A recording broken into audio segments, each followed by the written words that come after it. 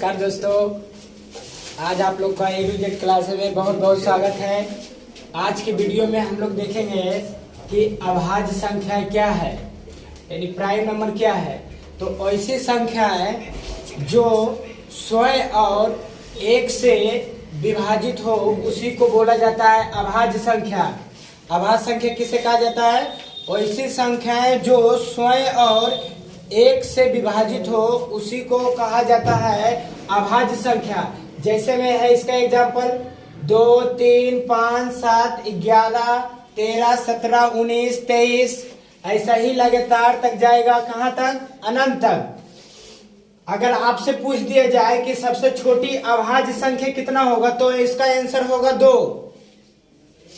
अगर इसमें है कि सबसे छोटी सम अभाज्य संख्या कितना होगा, तो इसमें इसका भी आंसर होगा 2, क्योंकि सबसे छोटी अभाज्य संख्या, तो इसका आंसर 2। और सबसे छोटी सम अभाज्य संख्या क्या होगा, तो इसका आंसर भी 2 होगा।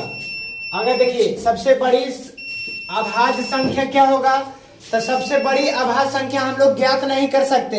जैसे हम लोग देखे थे, अभी तक शुरू से वीडियो में देखते आ रहे थे कि सबसे बड़ी पूर्ण संख्या को ज्ञात नहीं कर सकते हैं, सबसे बड़ी प्राकृत संख्या को ज्ञात नहीं कर सकते हैं, सबसे बड़ी अभाज्य संख्या को भी ज्ञात नहीं कर सकते हैं। उसी आगे है कि सबसे छोटी विषम अभाज्य संख्या क्या होगा, तो सबसे छोटी विषम अभाज्य संख्या होगा 3, क्योंकि हम लोग स्टार्ट किए 2, 3, 5, 7। सर 1 हो सकता है, तो 1 नहीं होगा, 1 अभाज्य संख्या नहीं है, 1 है विषम संख्या का उदाहरण है। आगे देखिए इसका एग्जाम्पल क्या है कि प्रथम 9 अभाज्य संख्याओं का औसत क्या होगा।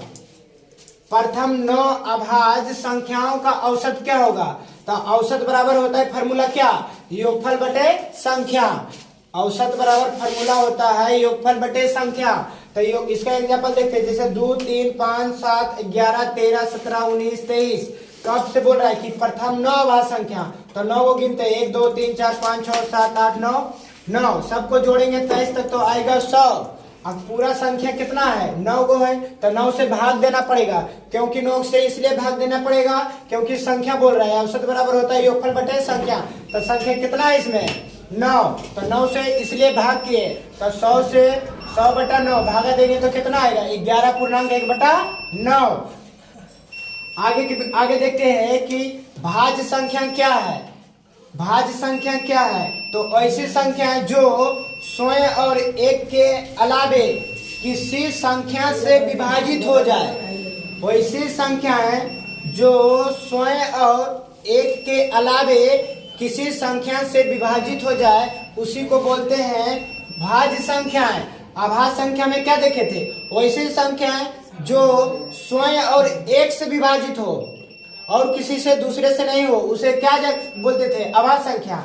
आज है कि भाज्य संख्या में कि वैसी संख्याएं जो स्वयं और एक के अलावे किसी और संख्या से विभाजित हो जाए, तो उसी को बोला जाता है भाज्य संख्या।